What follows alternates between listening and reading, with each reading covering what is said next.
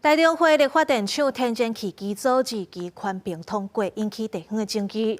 行政院刘德英台去听台电的简报，宣布自2031年开始，逐年要减一个烧土炭机组，2034年开始咧，拢要改烧天然气。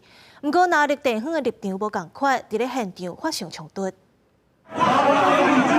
那日定野区布条甲标语小下体起冲突，环境部顶个月通过台中火力发电厂2期环评案，会加起4座天然气发电机组，引起中央甲地方的冲突。行政院长德英台去中火听报告，国民党批评政府敢若会开空壳支票。台电公司是承诺对2031年开始，逐档减1座土炭的机组，定位是减300万吨的土炭。环评大会通过的计划，依照我们的规划，我们希望在2034年底就提前完成这一个目标。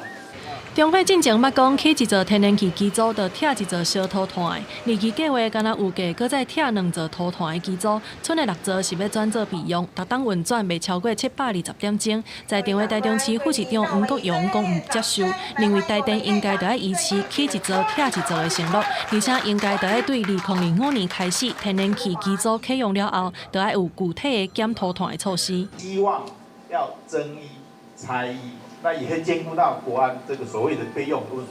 第二，我们希望是从明年新的基础上去以后，第1步、第2步开始，就逐渐的要减煤。2032年，我们启动一个全新全盘的检讨，对这6步的保留基础做全盘全新的检讨。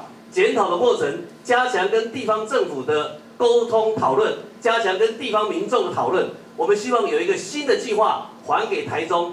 更干净的天空。行政院长德英台承诺，伫个尊重环评委员决议的前提之下，2034年中火会全面以天然气来供电，6座备用的土炭机组，敢若伫国安甲天灾的时阵才会运作，而且会通知地方政府，嘛答应伫个2032年会重新检讨6座土炭机组存废的问题，而且嘛写入环评说明书内底。记者综合报道。